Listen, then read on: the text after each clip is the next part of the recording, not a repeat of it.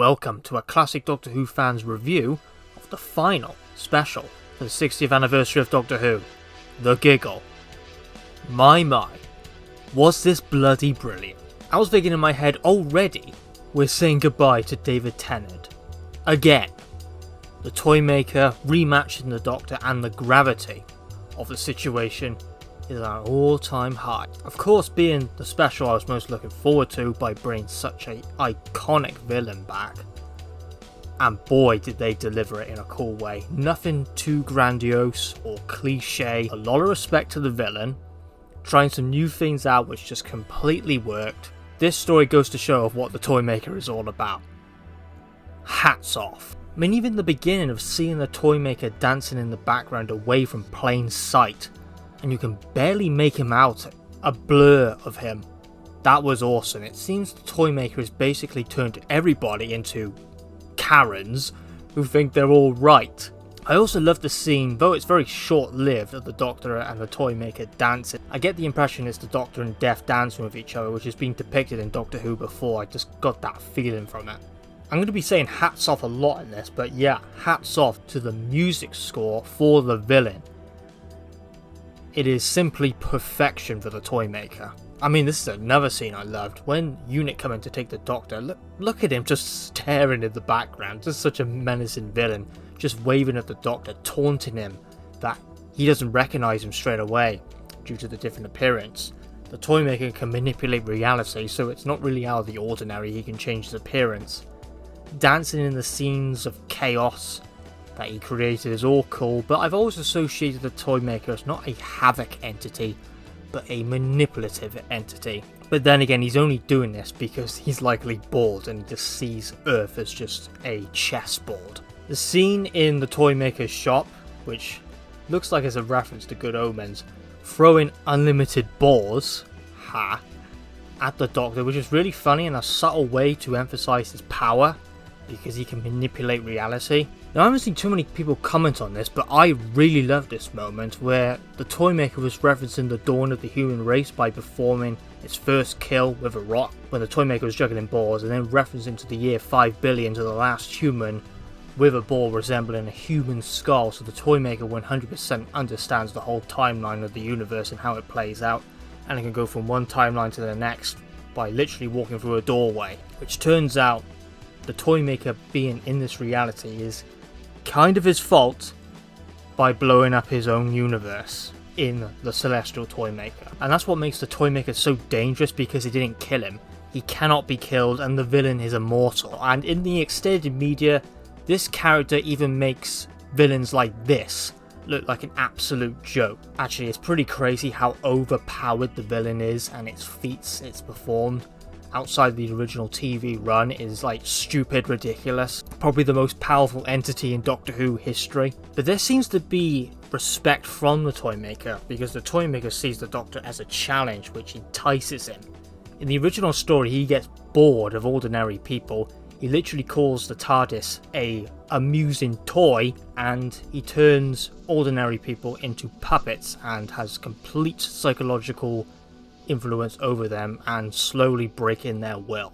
But he finds those people boring, and he wants a challenge, which adds a very different dimension to the character compared to other villains in the show. Even though the Toymaker has a big weakness, being a bad loser, but he always tries to tip the scale through manipulation to his own side within the games, but he is bound by the game, so if he loses, he does pay the price. So basically, he's a slave to his own power.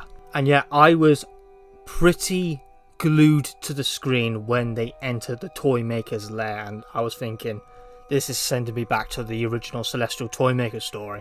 And there's been a lot of references and teases, including the original story, that the Doctor faced the Toymaker well before the events when he left Gallifrey following an unearthly child. Toymaker encounters the first incarnation of a young First Doctor. The acting in that scene was simply stupendous. Even the subtle actions from Donna, who, when the Toymaker goads Donna by mentioning her name, she takes a slight step back and just a little bit behind the Doctor. The Toymaker has that effect of very slowly breaking the will of a person, and you can see an assertive Donna become a little bit unnerved by the Toymaker's very calm demeanour, but still gets under your skin a bit. I was very impressed how they dealt with the Toymaker, but the flash images of classic Doctor Who, when the Doctor remembers, it would have been even better if there was a pre-title scene of the original classic story. That would have been the cream on the crop for me, but oh dear, some people aren't going to like,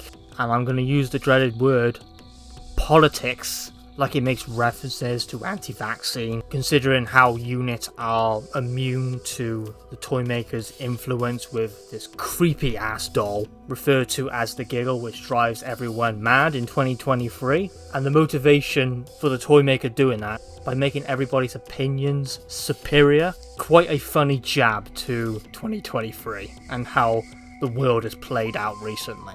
Yet the story is basically playing on the irony that everybody's right in their own mind, but everybody else against your narrative is wrong.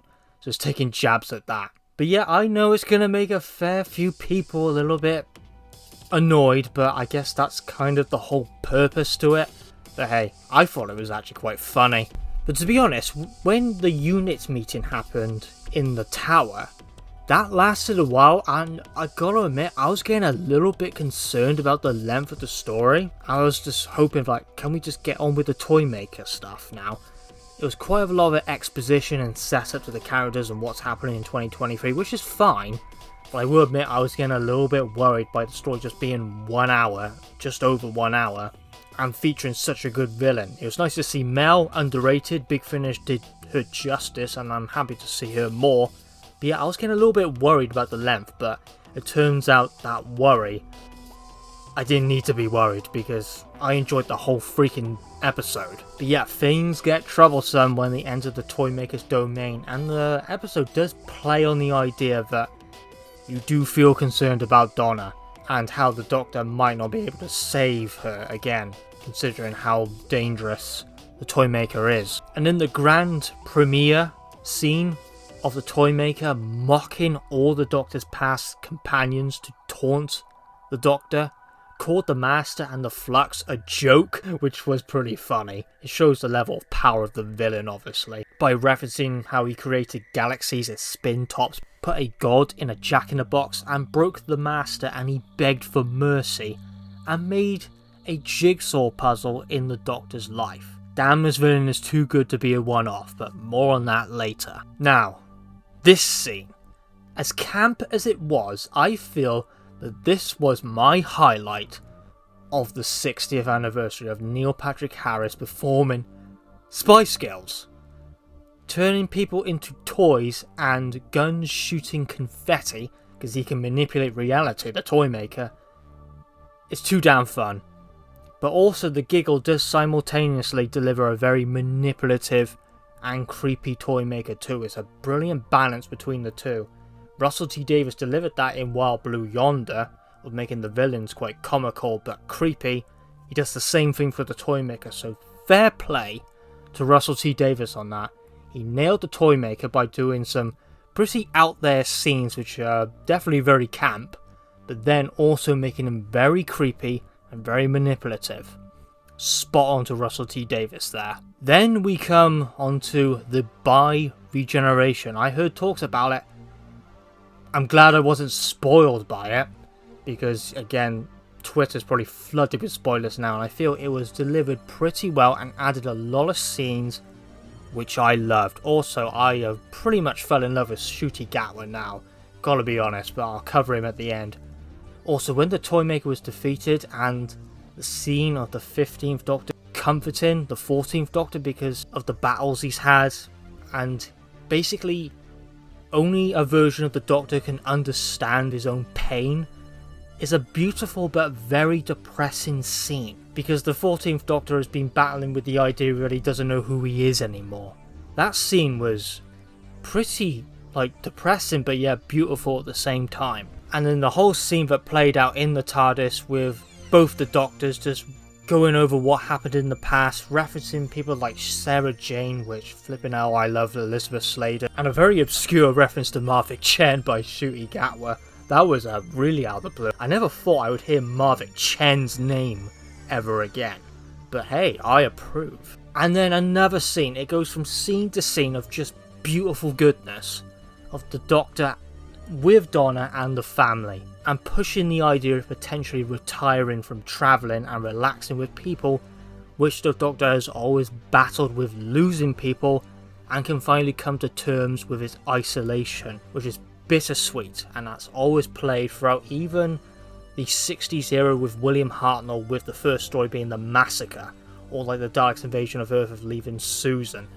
The Doctor's always kind of battled with isolation, but it's bittersweet that he can have a very lovely platonic friendship with Donna and her family. I loved it. The 15th Doctor, Shuey Gatwa, feels like a new version. He knows the past but is adamant on exploring and starting of a new, which feels right to start a new Doctor Who era with season 1, as they called it. So I like that setup to the new season by what Ncuti Gatwa's 15th incarnation said. It really sets up the new era that they are promoting. Now, some interesting developments with both the Toymaker and the Master I want to share. The Master was, as I said, imprisoned by the Toymaker in his golden tooth by defeating the Master, and a mysterious hand yet again appears in connection to reviving the Master. Oh, here we go again. Don't they ever learn? So the Master will be coming back at some point. Now, what happened to the Toymaker? Looks like he's sharing the same fate as the Master, the irony, imprisoned in a box, but the Toymaker isn't dead, mind you, an immortal entity that cannot be killed. He's imprisoned in quite a familiar fate in the Magic Mousetrap. He will 100% be coming back, that's a setup, and they can bring him back whenever. He referred to his Legion as coming, which these would be like cult-like members who worship him. That has been apparent in the extended media. He has followers dedicated to him, because he is a god after all. So they attempt to find and release the Toymaker again in the box that he's trapped in. So that's a setup. The Toymaker isn't dead because he cannot be killed. He's immortal, and he will come back in like maybe a season or two. Him losing the game is only an act of delay for the Toymaker. As the First Doctor says, and as Dodo references in the Celestial Toymaker, the battle with the Toymaker will never end, so he will be back. This was a damn good episode, and I would say the highlight of the 60th. But this scene will give me nightmares. Neil Patrick Harris, I would say, was the highlight of the story. An incredible portrayal of the Toymaker, who I am confident will come back.